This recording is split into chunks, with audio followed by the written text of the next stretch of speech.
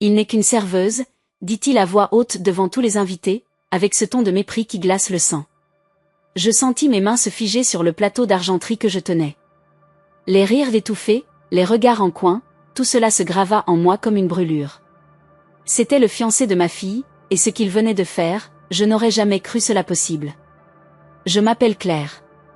J'ai 55 ans et je vis à Agen, dans une petite maison de plain-pied que j'ai achetée seule après la mort de mon mari, il y a déjà 9 ans. Depuis ce jour-là, ma vie s'est organisée autour de 2 choses, mon travail dans un restaurant du centre-ville et l'éducation de ma fille unique, Élodie.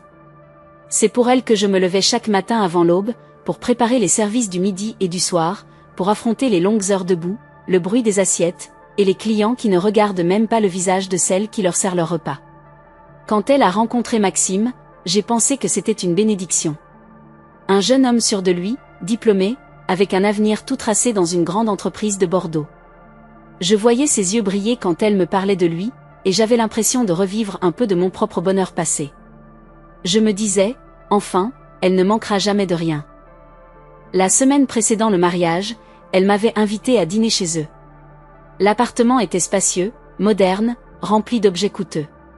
Je m'étais appliqué à bien m'habiller, pantalon noir repassé, chemisier crème, chaussures cirées. J'avais apporté un petit coffret que je tenais comme un trésor, la montre à gousset de mon grand-père, transmise à mon mari, puis à moi après sa disparition.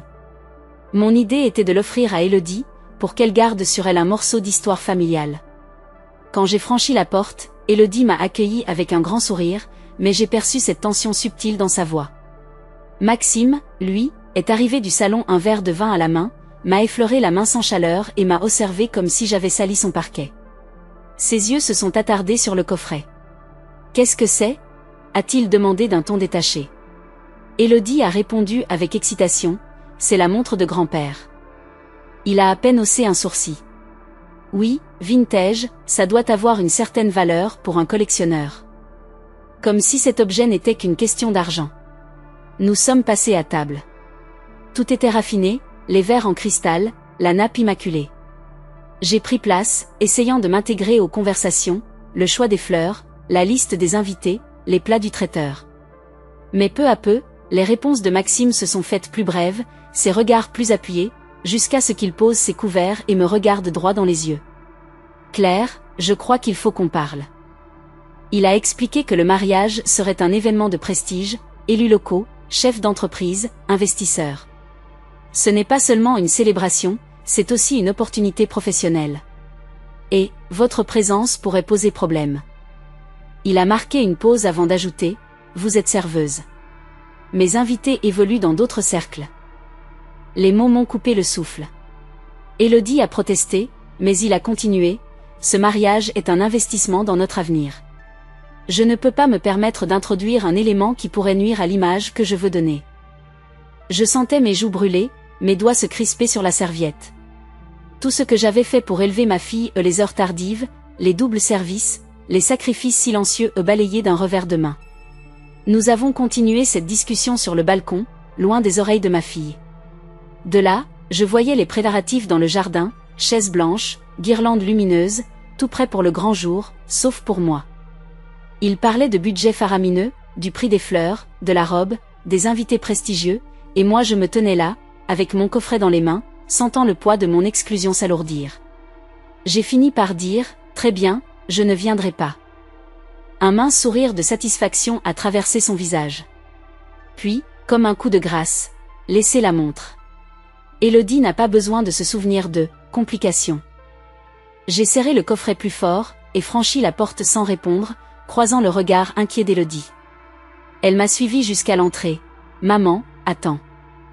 Tout va bien, ma chérie. Félicitations pour tes fiançailles. Dehors, la nuit d'Agen me paraissait glaciale. En rentrant dans mon petit logement, entouré de photos d'Élodie à tous les âges, je me suis assise à la table de la cuisine avec la montre posée devant moi. Les chiffres dans ma tête se sont alignés, les frais d'inscription à l'université, les loyers, la voiture, des années de travail éreintant pour bâtir l'avenir de ma fille. Et aujourd'hui, on me jugeait indigne de m'asseoir à sa table de mariage. Je suis restée longtemps dans le silence, à fixer ce cadran doré qui avait survécu à 3 générations. Une idée commençait à germer, à la fois douce et implacable. Si Maxime pensait pouvoir m'effacer, peut-être que je trouverais une autre façon d'être là. Invisible, mais présente.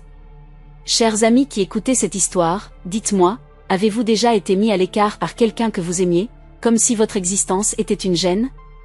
Partagez vos pensées, vos blessures, vos vérités dans les commentaires. Votre voix compte plus que vous ne l'imaginez. La nuit fut courte. Je n'ai pas vraiment dormi, hanté par les mots de Maxime, par son regard qui me jaugeait comme une pièce de mobilier inappropriée. À l'aube, j'étais déjà debout, incapable de rester immobile. Je me suis surprise à sortir mon uniforme de travail de l'armoire, chemise blanche, pantalon noir, gilet simple.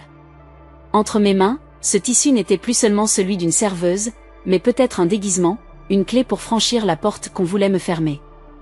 Vers 8 heures, je suis sortie marcher dans les rues encore calmes d'Agen. Le marché s'installait, l'odeur du pain chaud se mêlait à celle du café. Mes pas m'ont naturellement mené vers, la belle époque, le restaurant où je travaillais depuis près de 15 ans. Patrick, le patron, était déjà là, en train de vérifier des factures derrière le comptoir. Il leva les yeux, étonné de me voir si tôt un samedi. « Claire ? Tout va bien ?» Je lui ai raconté, sans phare, l'humiliation de la veille.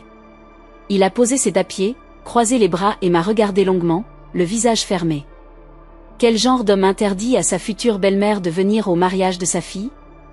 Le genre d'homme qui croit que le monde se mesure en carte de visite et en montre de luxe, ai-je répondu. Et qu'est-ce que tu comptes faire? C'est à ce moment-là que j'ai laissé tomber mon idée. Je lui ai demandé s'il connaissait le traiteur qui devait s'occuper du mariage, une entreprise réputée de Villeneuve-sur-Lot. Patrick a hoché la tête. Je connais le gérant, Jean-Baptiste. On a travaillé ensemble sur un gala l'année dernière. Est-ce que tu pourrais lui demander de m'ajouter à son équipe pour demain? Juste pour le service. Patrick a écarquillé les yeux. Tu veux travailler au mariage de ta fille? C'est la seule façon d'y être. Personne ne me remarquera, et je pourrai la voir, même de loin. Il a soupiré, pris son téléphone, et a passé un coup de fil devant moi. Après quelques minutes d'échange, il a raccroché. C'est bon. Il a besoin de renfort. Tu devras être à la salle à 11 heures pour aider à installer. Un mélange de soulagement et d'appréhension m'a envahi. Je le remerciais, mais il a posé une main ferme sur mon bras. Claire, tu sais que ce que tu vas faire, ce n'est pas juste du travail. C'est une façon de te battre. Et parfois, ça fait mal plus qu'on ne croit. Je suis prête. Le lendemain, je suis arrivée sur le lieu de réception, un domaine au volet gris clair, entouré de vignes, à quelques kilomètres d'Agen. La salle était immense, baignée de lumière. Les tables, recouvertes de nappes immaculées, attendaient verres et couverts. Les fleuristes terminaient les compositions, de grandes gerbes blanches et roses. Jean-Baptiste m'a accueilli avec un sourire poli et m'a remis un tablier noir. Installez-vous avec l'équipe. On commence à replacer les verres et les assiettes. Je me suis mise au travail, chaque geste précis, comme si la perfection du pli d'une serviette pouvait me donner de la force. Mais à peine avais-je disposé quelques couverts que des voix familières ont retenti dans l'entrée. Élodie et Maxime. Elle portait une robe simple pour les répétitions, les cheveux attachés, rayonnante malgré la fatigue. Lui vérifiait tout comme un chef d'orchestre, déplaçant des fleurs, modifiant le plan de table. Je me suis figée, espérant qu'il ne me verrait pas. Maman? Sa voix avait traversé la salle comme une flèche. Elle s'était arrêtée à quelques mètres, le regard surpris et inquiet. Je travaille, ai-je dit simplement. Le visage de Maxime s'est durci instantanément. Vous vous fichez de moi? Je vous ai dit de ne pas venir. Je suis ici comme employé, pas comme invité. Élodie a essayé d'intervenir, mais il a levé la main. C'est de la provocation, Claire. Vous cherchez à m'humilier devant mes invités. Je ne cherche rien, sauf à voir ma fille se marier, ai-je répondu calmement. Son ton est monté d'un cran, et l'atmosphère s'est tendue. Des serveurs se sont arrêtés, gênés. Élodie avait les yeux brillants, partagés entre colère et détresse. Maxime a fini par lâcher. Vous ne resterez pas longtemps. On verra bien. Ils sont repartis, leurs pas résonnant sur le parquet ciré. Je suis restée là, mon torchon à la main, le cœur battant mais la tête droite.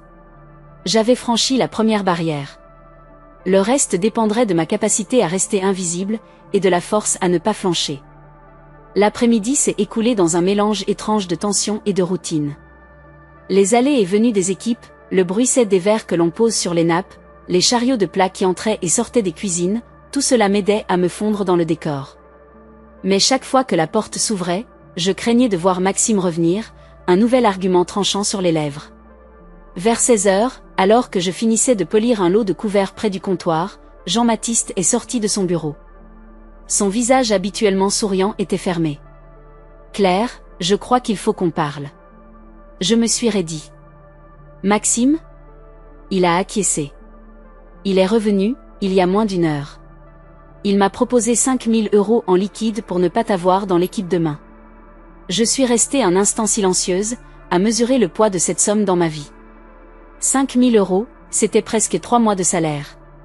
Mais au-delà du chiffre, il y avait le message, me chasser comme on paie pour se débarrasser d'un obstacle gênant. Et tu as dit ? Que mes principes n'étaient pas à vendre. Il a ensuite baissé la voix, jetant un regard vers la cuisine. Quand il a compris que je refusais, il a menacé de faire venir les services d'hygiène, de vérifier nos licences, de mobiliser ses relations à la mairie. Une colère sourde a monté en moi. Non seulement il me rabaissait, mais il était prêt à détruire le travail d'autrui pour parvenir à ses fins. Tu n'es pas obligé de risquer ton entreprise pour moi, Jean-Baptiste. Claire, j'ai monté cette affaire de mes mains. Ce n'est pas un beau-fils arrogant qui va me dicter qui je peux ou non embaucher. Ses yeux brillaient de cette détermination que je connaissais bien, celle des gens qui ont bâti leur vie en se relevant de tout. Demain, tu seras là à 11 heures. On installera les derniers détails ensemble, et il n'aura rien à dire. J'ai hoché la tête, partagée entre gratitude et appréhension. Je savais que Maxime ne lâcherait pas si facilement. Il avait cette obsession de tout contrôler, de tout façonner selon son image parfaite. Mais je savais aussi qu'en me tenant debout, même invisible sous un tablier noir, je lui retirais une part de ce pouvoir. En fin de journée, la salle était prête. Les tables parfaitement alignées semblaient attendre leur bataillon de verres à pied et d'assiettes en porcelaine. La lumière dorée du soir entrait par les hautes fenêtres, donnant au lieu une atmosphère presque irréelle. Je me suis attardée un instant, observant chaque détail comme pour les graver dans ma mémoire. En quittant le domaine, je me suis promis une chose, quoi qu'il se passe demain, je ne laisserai pas la peur ou la colère m'écarter du seul objectif qui comptait, voir ma fille, et lui offrir, même à distance, ma bénédiction silencieuse. La nuit qui arrivait serait longue. Mais au fond de moi, une conviction s'ancrait, je ne reviendrai pas en arrière. Le matin du mariage, Agen s'éveillait dans un calme presque solennel.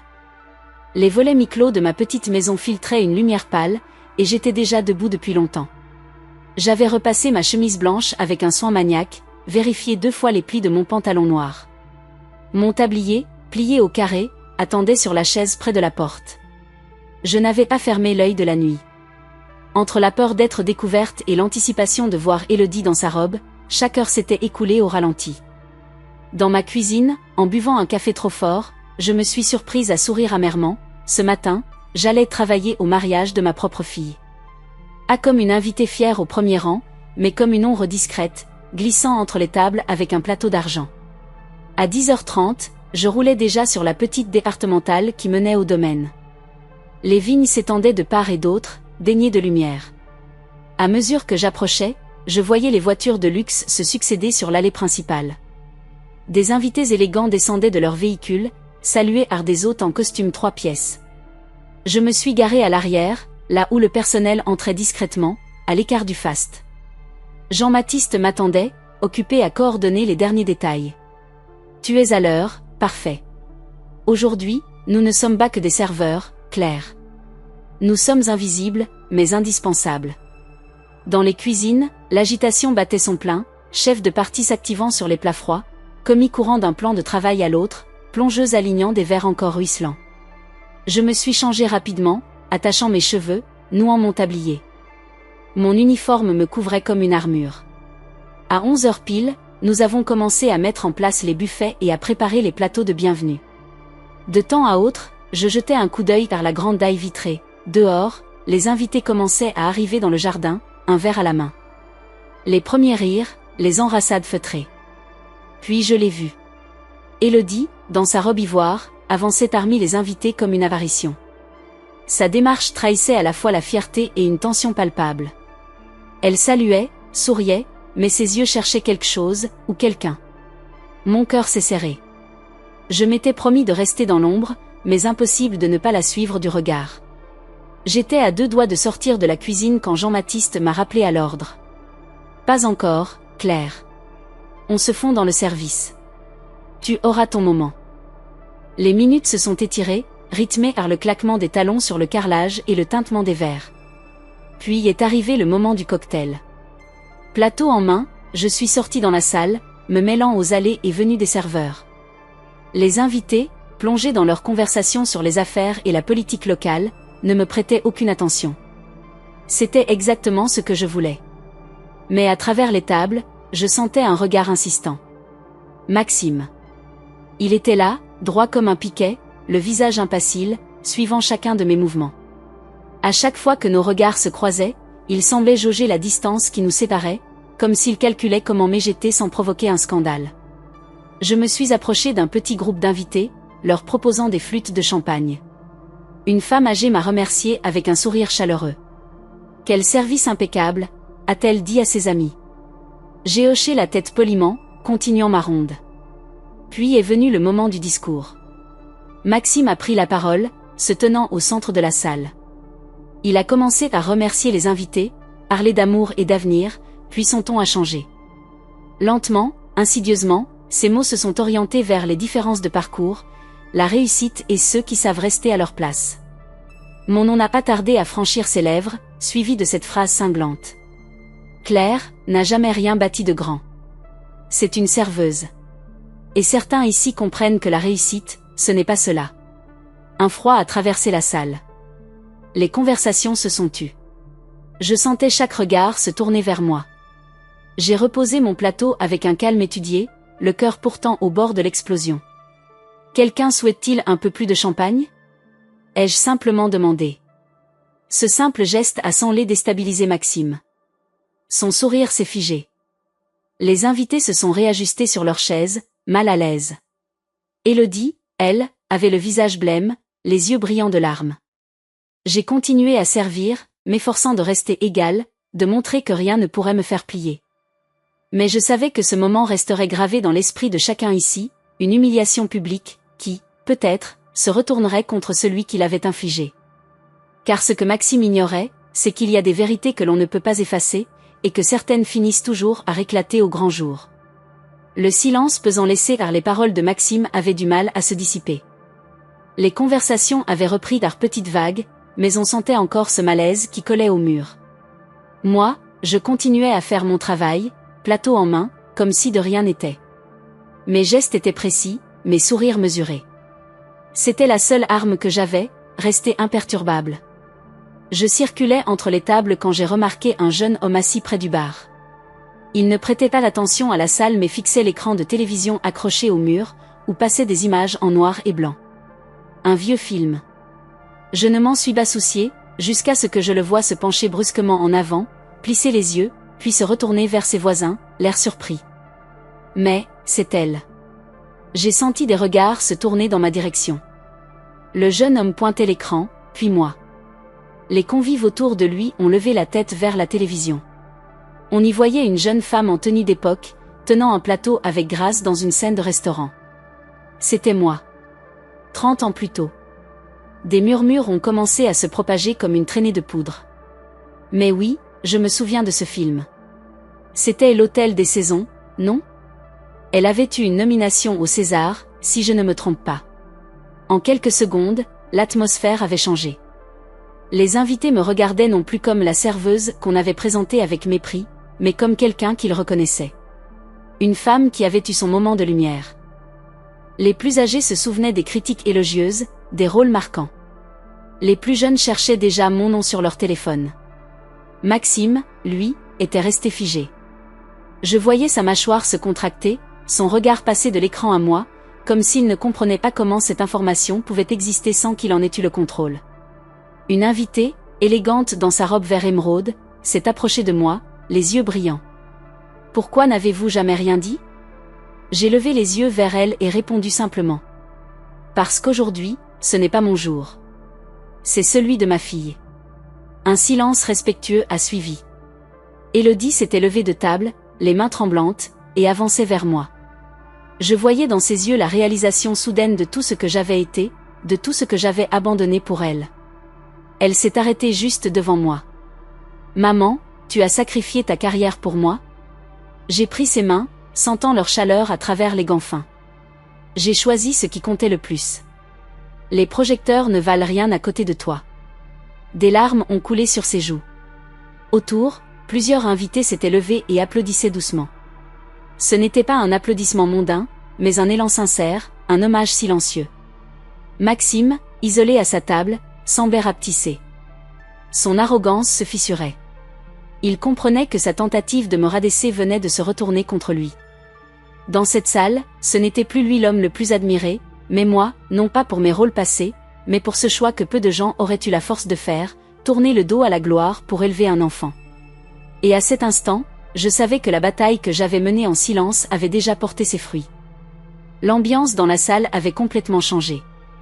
Les conversations s'étaient muées en chuchotements admiratifs, les regards s'étaient adoucis. On m'appelait par mon prénom, on m'abordait avec respect, comme si la révélation de mon passé avait balayé en un instant l'image que Maxime avait voulu imposer. Je restais droite, le plateau toujours dans les mains, consciente que chaque geste comptait. Élodie était restée près de moi, ses yeux encore humides, comme si elle refusait désormais de me laisser seule. À un moment, elle a serré ma main et m'a chuchoté. « Je suis fière de toi, maman. » Ces mots, si simples, valaient plus que toutes les récompenses que j'avais pu recevoir dans ma vie d'actrice.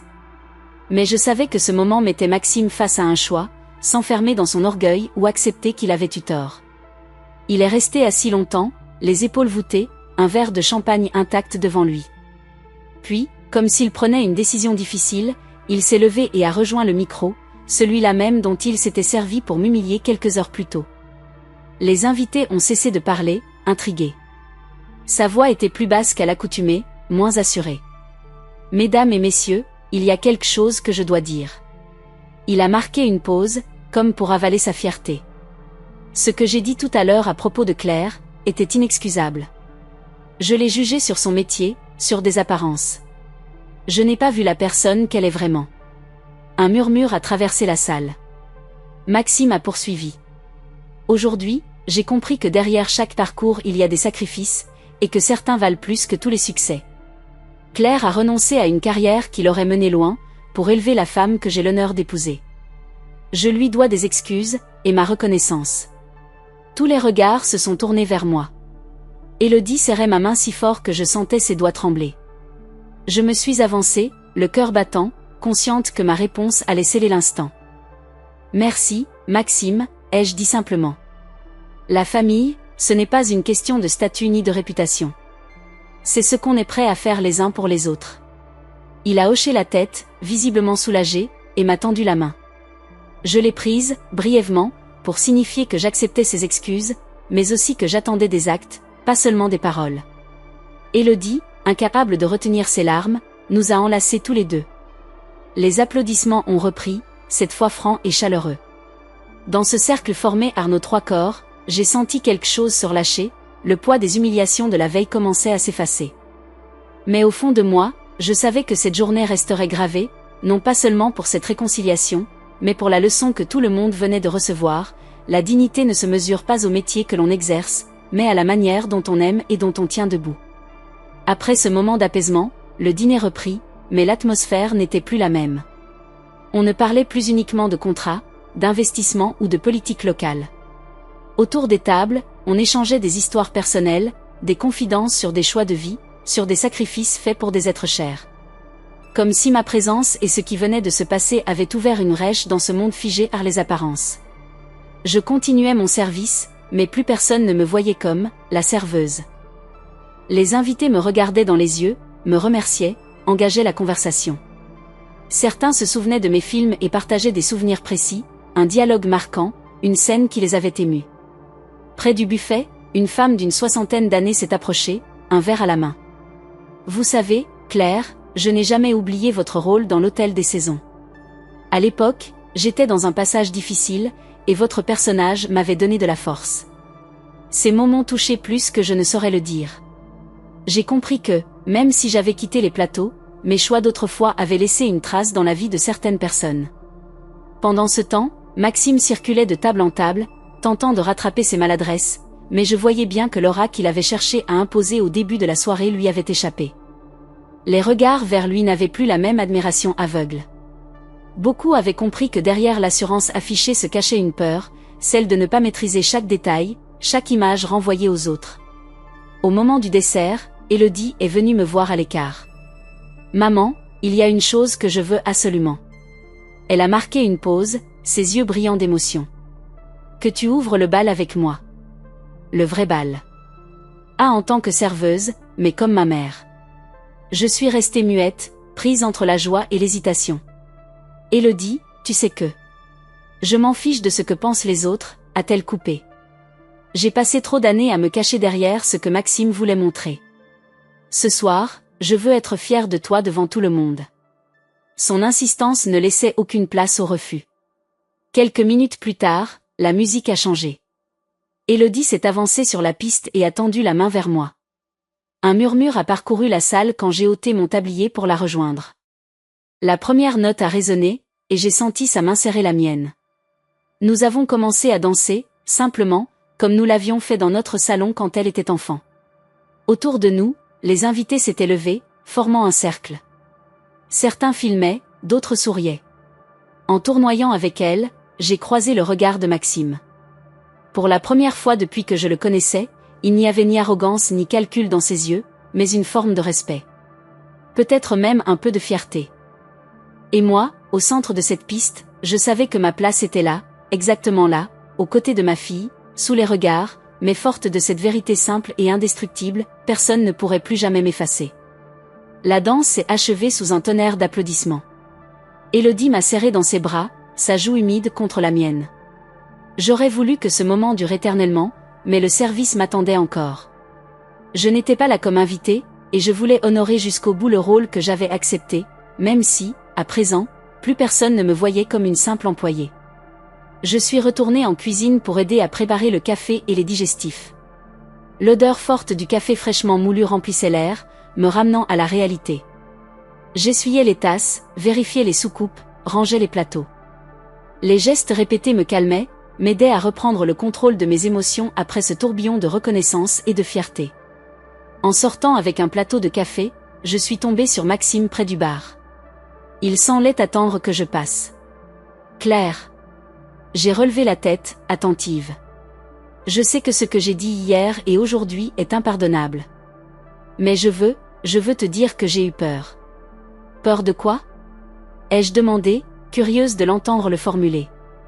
Peur que les gens voient en toi ce qu'ils ne verraient pas en moi. Peur que ta force, ton histoire, me fasse paraître faible. Ces mots m'ont surprise. C'était la première fois qu'il se montrait aussi nu, sans masque. Maxime, ai-je répondu doucement, on ne perd rien à partager la lumière. On en gagne tous les deux. Il a acquiescé lentement, comme s'il enregistrait cette vérité.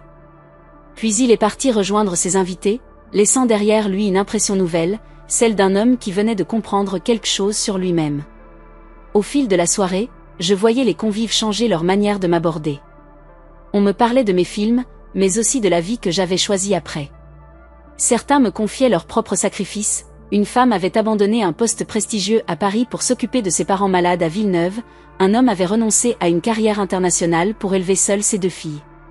C'était comme si, en dévoilant ma vérité, j'avais libéré la parole sur ces choix que la société juge souvent, mais qui façonnent des vies entières. À un moment, alors que je servais une table près de la baie vitrée, un invité âgé s'est levé pour m'aider à poser les tasses. « Vous savez, m'a-t-il dit, ce que vous avez fait pour votre fille, c'est plus rare qu'on ne le croit.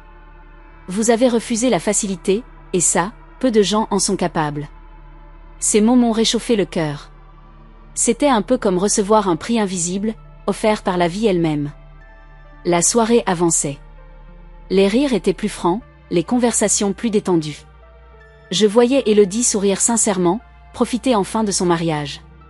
Elle jetait parfois un coup d'œil vers moi, et chaque fois nos regards se croisaient, il y avait cette connexion silencieuse entre nous, forgée par toutes les années passées à nous soutenir l'une l'autre. Lorsque le dernier plat fut servi, je me suis autorisé un moment pour moi. J'ai quitté la salle, traversé le couloir jusqu'au jardin illuminé. Les guirlandes accrochées aux arbres brillaient doucement, et l'air frais de la nuit m'a enveloppé. Au loin, j'entendais la musique et les voix étouffées. J'ai fermé les yeux un instant. J'avais gagné bien plus que le droit d'assister à ce mariage. J'avais gagné le respect de ceux qui, quelques heures plus tôt, ne me voyaient même pas. J'avais surtout prouvé à ma fille, et à moi-même, que personne n'a le pouvoir d'effacer l'amour et la dignité qu'on porte en soi. En retournant à l'intérieur, j'ai croisé Jean-Baptiste qui venait prendre l'air. Il m'a adressé un large sourire. « Tu as vu leur visage ? Ce soir, c'est toi qui as volé la vedette. » J'ai ri doucement. Ce n'était pas mon but. Mais, je crois que c'était nécessaire. Il m'a tapé sur l'épaule avant de retourner à ses fourneaux. Et moi, j'ai repris mon service, légère. La nuit n'était pas finie, mais mon combat, lui, était gagné. La nuit était bien avancée quand la musique se fit plus douce. Les invités commençaient à quitter la piste de danse, certains prenaient déjà leur manteau, d'autres se regroupaient en petits cercles autour des tables encore garnies de verres et de tasses à moitié pleines. Dans la cuisine, nous rangions la vaisselle, plions les nappes, essuyions les derniers verres. Je pensais que la soirée touchait à sa fin, mais c'est à ce moment-là qu'Élodie est entrée dans l'office. Elle avait encore sa robe de mariée, légèrement froissée par des heures de mouvement, mais son sourire était intact. « Maman, viens dehors avec moi. » Je l'ai suivie, curieuse. Nous avons traversé le jardin illuminé par les guirlandes. L'air nocturne était vif, et le silence contrastait avec le brouhaha de la salle. Elle s'est arrêtée au bord des vignes, là où la lune dessinait des ombres allongées. « Tu sais, a-t-elle commencé d'une voix basse, ce soir, j'ai vu ton courage. Pas seulement en affrontant Maxime, mais en venant ici malgré tout. Et, je crois que je ne t'ai jamais assez remercié pour tout ce que tu as fait pour moi. » Ces mots m'ont touché en plein cœur. J'ai voulu lui dire que je n'avais rien fait d'extraordinaire, mais elle m'a coupé. « Si, maman. Tu as renoncé à tes rêves pour que je puisse réaliser les miens. Et je veux que tu saches que je ne laisserai plus jamais personne te traiter comme il l'a fait. » Elle a glissé sa main dans la mienne, serrant fort. Ce geste, plus que les mots, m'a dit que quelque chose avait changé. Elle avait pris conscience de la valeur de mon histoire, et surtout de la force qu'elle pouvait y puiser. Nous sommes restés là un moment, à regarder les vignes endormies. Puis elle a ajouté. « Quand on reviendra de notre voyage de noces, j'aimerais qu'on passe du temps ensemble. Pas juste des déjeuners rapides, mais de vrais moments. » Je l'ai serrée dans mes bras, respirant l'odeur familière de ses cheveux, comme quand elle était petite. J'ai senti que cette soirée, malgré sa dureté, avait rapproché nos deux vies. En rentrant dans la salle, j'ai aperçu Maxime qui discutait avec quelques invités restés jusqu'à la fin. Lorsqu'il m'a vu, il s'est approché. Son ton était calme, presque humble. « Claire, je sais que les excuses ne suffisent pas, mais je veux te dire que tu auras toujours ta place auprès de nous. » Je l'ai regardé longuement. Je ne savais pas encore si ces mots tenaient plus de la sincérité ou de la nécessité sociale après ce qui s'était passé. Mais je savais que, pour Élodie, il fallait que je tende la main. On verra, Maxime. Ce qui compte, c'est qu'Élodie soit heureuse. Il a acquiescé, et pour la première fois, il n'a pas cherché à ajouter un mot de plus. Quand les derniers invités sont partis, je suis restée seule quelques instants dans la grande salle vide. Les nappes froissées, les verres abandonnés, les fleurs un peu fanées. Tout témoignait de la fête qui venait de s'achever. Et au milieu de ce décor en désordre, je me sentais étrangement en paix. Demain, je retrouverai ma petite maison à Agen, mon quotidien simple. Mais ce soir, je savais que rien ne serait plus jamais comme avant. J'avais repris ma place dans la vie de ma fille, et personne ne pourrait me la retirer. Le lendemain matin, Agen était encore enveloppé dans un silence de dimanche. Je me suis réveillée plus tard que d'habitude, la lumière douce filtrant à travers les rideaux. En posant les pieds au sol, j'ai senti une fatigue profonde, mais pas seulement celle du corps, c'était une fatigue qui portait en elle un étrange sentiment de victoire. Je suis allée dans la cuisine, et préparé un café bien fort, et me suis assise à ma petite table. Sur celle-ci, j'avais posé la veille au soir la montre de mon grand-père, que j'avais gardée tout le long du mariage. La veille, elle était restée dans la poche de mon tablier, comme un talisman silencieux. Je l'ai prise dans mes mains, en caressant le métal usé. Elle avait traversé 3 générations, témoin des épreuves, des deuils, mais aussi des moments de fierté. Hier soir, elle avait été témoin d'un autre moment important, celui où, malgré toutes les humiliations, j'étais restée debout, sans jamais me trahir.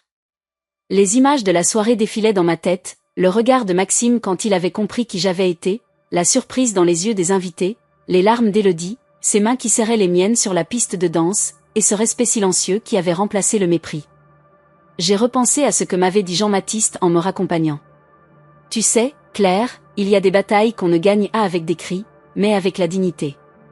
C'était exactement ça. Je n'avais pas eu besoin d'élever la voix ni de chercher à prouver ma valeur.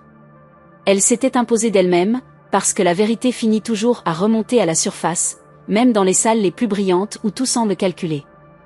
Mon téléphone a vibré. C'était un message d'Élodie. « Maman, on part tout à l'heure pour le voyage, mais je voulais te dire encore merci. Tu as changé quelque chose hier. Pas seulement pour moi, mais pour Maxime aussi. Je t'aime. » Je suis restée un long moment à regarder ces mots. Peut-être que Maxime allait réellement changer. Peut-être que non. Mais cela ne dépendait plus de moi. Ce qui comptait, c'était qu'Élodie avait vu, compris, et décidé de ne plus laisser personne effacer mon rôle dans sa vie. En relevant les yeux, j'ai vu mon reflet dans la vitre. Les traits marqués, quelques rides nouvelles, mais un regard clair, intact. Ce regard-là disait, « Tu as tenu. » Je me suis promis de garder cette force, non pas pour la brandir comme une arme, mais comme un bouclier silencieux contre ceux qui mesurent la valeur humaine à l'aune de l'argent ou du prestige. Le soir, j'ai rangé la montre dans sa boîte, mais cette fois, je l'ai placée en évidence sur l'étagère du salon. Elle n'était plus un souvenir caché, mais un symbole assumé. Oui, j'étais une serveuse. Oui, j'avais été actrice. Mais surtout, j'étais une mère, et aucune étiquette sociale ne pouvait réduire ce que cela signifiait. En regardant le ciel qui s'assombrissait sur Agen, j'ai murmuré pour moi-même, comme une promesse. On ne m'effacera plus. Et au fond de moi, je savais que cette vérité me suivrait jusqu'au dernier jour.